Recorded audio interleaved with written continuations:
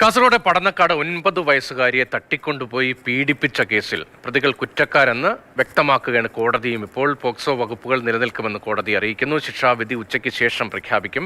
സാരംഗ് സുരേഷാണ് വിവരങ്ങളുമായി. സാരംഗ്, സംസ്ഥാനത്തെ പോക്സോ കേസുകളുടെ കാര്യത്തിൽ അതിവേഗതയിലുള്ള നടപടി ഉണ്ടാകുന്നു എന്ന് വളരെ പ്രശംസനീയമാണ്. പ്രത്യേകിച്ച് തിരുവനന്തപുരം കേസുകളിലൊക്കെ വേഗത്തിൽ ശിക്ഷാ നടപടി ഉണ്ടാകുന്നു. അതും മാതൃകാപരമായി പുറത്ത് ജയിലിൽ നിന്ന് ഇറങ്ങാൻ കഴിയാത്ത തരത്തിൽ ശിക്ഷാ നടപടിയാണ് ഉണ്ടാകുന്നത്. ഇപ്പോൾ ഈ കാസർഗോട്ടെ പടന്നക്കാട്ടെ കേസുമായി ബന്ധപ്പെട്ട് എന്തൊക്കെ വിവരങ്ങൾ പ്രേക്ഷകരുമായി പങ്കുവയ്ക്കാൻ കഴിയും?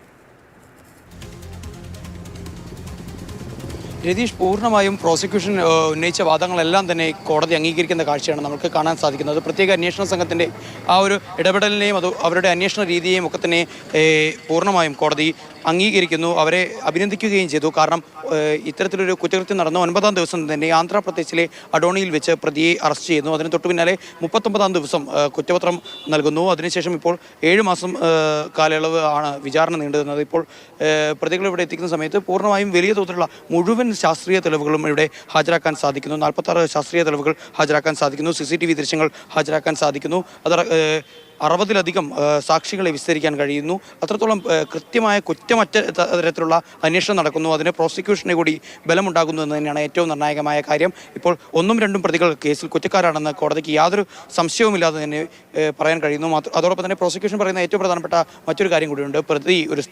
ഒന്നാം പ്രതി ഒരു സ്ഥിരം കുറ്റവാളിയാണ്. ഇയാളുടെ പേരിൽ സമാന രീതിയിലുള്ള കുറ്റകൃത്യങ്ങൾ മുൻപ് കർണാടകയിലുണ്ടായിരുന്നു. ഇതോടൊപ്പം തന്നെ ചേർത്ത് വായിക്കേണ്ട ഏറ്റവും പ്രധാനപ്പെട്ട മറ്റൊരു കാര്യമാണ് പടന്നക്കാട് സമാന രീതിയിൽ ഇയാൾ വീടുകളിൽ കയറി മോഷണം നടത്തിയിരുന്നു എന്നുള്ള കാര്യം പ്രാഥമികമായി നടത്തിയ ചോദ്യം ചെയ്യലിൽ തന്നെ പ്രതി വെളിപ്പെടുത്തിയിരുന്നു. അപ്പോൾ അത്തരത്തിലുള്ള കാര്യങ്ങളുടെയൊക്കെ തന്നെ പശ്ചാത്തലത്തിലാണ് ഇപ്പോൾ കേട്ട സംഭവമാണ്. 9 വയസ്സുകാരി തട്ടിക്കൊണ്ടുപോയി പീഡിപ്പിച്ച കേസിലാണ് ഇപ്പോൾ പ്രതികൾ കുറ്റക്കാരാണ് എന്ന് കോടതി വ്യക്തമാക്കുന്നത്. ഉച്ചയ്ക്ക് ശേഷം വിധി പ്രസ്താവമുണ്ടാകും.